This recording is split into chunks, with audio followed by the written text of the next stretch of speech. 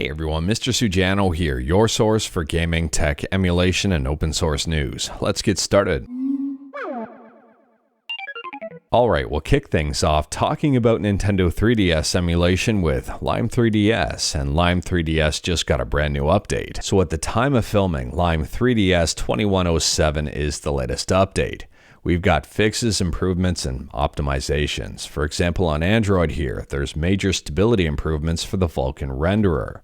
They've enabled SPIRV optimization, allowing for smaller compiled Vulkan shaders, and this may help out with performance. On Android again, they've added an overlay button to swap screens. The button is disabled by default and must be enabled in overlay options and toggle controls. On Android as well, the side drawer is now locked by default. For those of us on Linux, Lime3DS is now available on FlatHub, and they are looking for someone with an ARM-based Mac to help them investigate a bug. Lime3DS is 100% free, it's open source, and I'll drop a link to it in the description below. Next up, we're still talking about 3DS emulation, and we're shifting over to Citra, which is what Lime3DS is forked from. And there's a new website called Citra-emulator.com that seems to have popped up. Now, if I scroll down just a little bit, there's a small paragraph here that says this website, Citra-emulator.com, has been created for archiving and preservation purposes, and is not affiliated with Nintendo or the official Citra devs. Taking a look at their GitHub, and it appears that this project is a fork from Pablo MK7 Citra, and the download links on their website for Windows, Mac, Linux, and Android all point to the Internet Archive. So based on all the information I know as of this video, I am classifying this website as safe. I guess the big question here is whether or not Nintendo goes after this website, and I don't think they're going to. I could be wrong, but Citra was not called out in that lawsuit. It was Yuzu and Switch emulation, not Citra and 3DS emulation. Citra was taken down, I would argue, is kind of collateral damage, so I guess we'll see what happens. Next up, we're talking about SNES emulation on the N64 with Sodium64. And Sodium64 is an SNES emulator for the N64 written in assembly. Sodium64 has a total of 2 different releases, the stable release, which just released 5 days ago, and the rolling release, which just got a brand new update yesterday. If you are curious about this one, I'll drop a link to it in the description below, and feel free to check it out.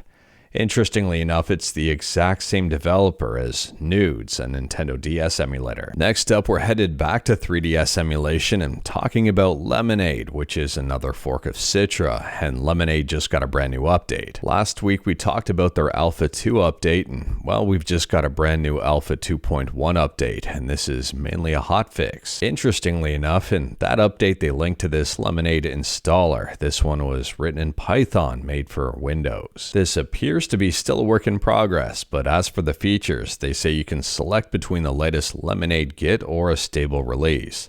You can uninstall it easily and select a custom path. Next up, we're talking about Sega Mega Drive or Genesis emulation with ClownMDemu. This is available for PC and also in your browser, and it just got a brand new update. So at the time of filming, version 0.7.1 is the latest update.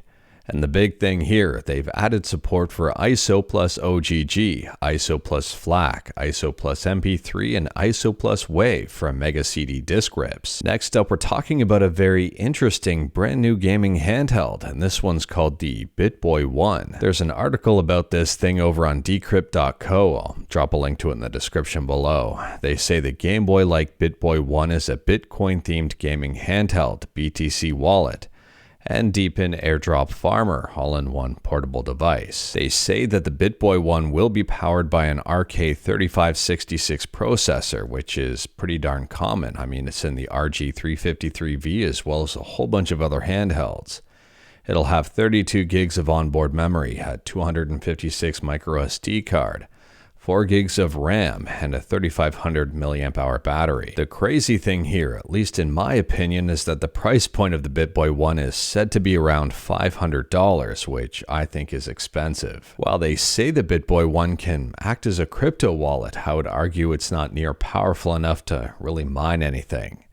This really isn't up my alley, but if it's up yours, let me know in the comments below. Next up, we're talking about Nintendo Switch flash carts, and if the MIG switch wasn't disruptive enough, it appears the scene is about to explode here. Unlock Switch says, yes, we have hacked and cloned the MIG switch. Today we are improving it, and we'll present our evolution to you shortly.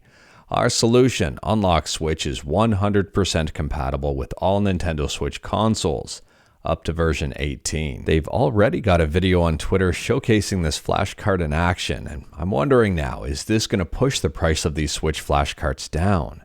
Is it going to make them more readily available, and are we going to see more clones of them? I mean, Nintendo is worried about Yuzu, but I would argue that this may become a much bigger problem. I mean, as far as I know, these flash carts do not require anyone to hack their Switch, and they can play game backups fairly easily. Moving on, and we're still talking about Nintendo, and for those who may not have been aware, today Nintendo shut down their 3DS and Wii U online servers. And this has been in the works for a while. We've talked about it quite a bit. And for those who may not be aware, Pretendo exists.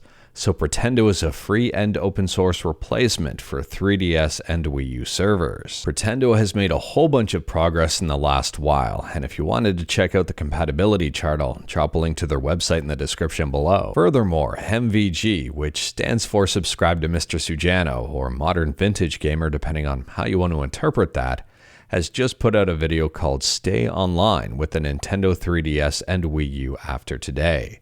And he shows you how to use Pretendo. Now, even if you don't plan on using Pretendo, I still recommend checking out this video. It's very informative. And speaking about shutting stuff down, next up we're talking about one of my favorite Linux distributions, EndeavourOS. And Endeavor has just published this article today, Goodbye EndeavourOS ARM. So at a very high level, it appears the ARM version of EndeavourOS was being worked on by two main people, and then just one person, and now nobody. We obviously have to thank the developers for all of the work they've done on the project so far and how far they've taken it. As for the future of EndeavourOS ARM, with no developers, development will not continue. But they say here, we are still open for anyone who wants to jump in and pick up where EndeavourOS ARM left off. Our ARM GitHub page is still out there. So I guess if this stuff is up your alley, you may want to reach out to the EndeavourOS team and see if you can help out. And speaking about Linux distributions, next up we're switching from an Arch-based distribution to a Debian-based distribution. We're talking about Peppermint OS, specifically Peppermint Mini. For those who may not be aware, Peppermint Mini is a minimalistic version of Peppermint OS. So in the latest updates here, they've got a whole bunch of improvements, specifically one big one, and that is firmware. They say they've listened to our feedback and addressed a significant gap by integrating essential firmware directly into the ISOs. There are two main builds of Peppermint Mini, the Debian base and the systemd-free Dev1 base. As for size of the ISO, the 64-bit Debian base is only 493 megabytes. Next up, we're talking about a Total Eclipse, not the one you may have seen today, not of the heart, but the one that was released back in 1988. So ScummVM has announced that Total Eclipse, a real-time curse-breaking 3D adventure with a dash of Indiana Jones flair, is ready for public testing. Now, testing this one out requires a daily development version of ScummVM, not their latest mainline stable release. And last up here, this is absolutely wild. Someone has ported Sonic Mania to the Miyoo Mini, and it's running extremely well. Now, Sonic Mania is arguably not the most demanding game out there, but at the same time, a lot of emulators seem to choose this game to try to run first. And I am very impressed that it's running on a Miyoo Mini. It appears that the Onion OS team helped make this a reality. If you wanted to learn more about it, I'll drop a link to it in the description below. But anyways, that is all I've got for you in this one. Straight to the point, all stuff and no fluff. We talked about a bunch today. Let me know your thoughts about absolutely any of it in the comments below. If you like this video, leave a like. If you didn't like this video, leave a like. Hit that subscribe button, check out my other videos. Don't tempt fate, save your state.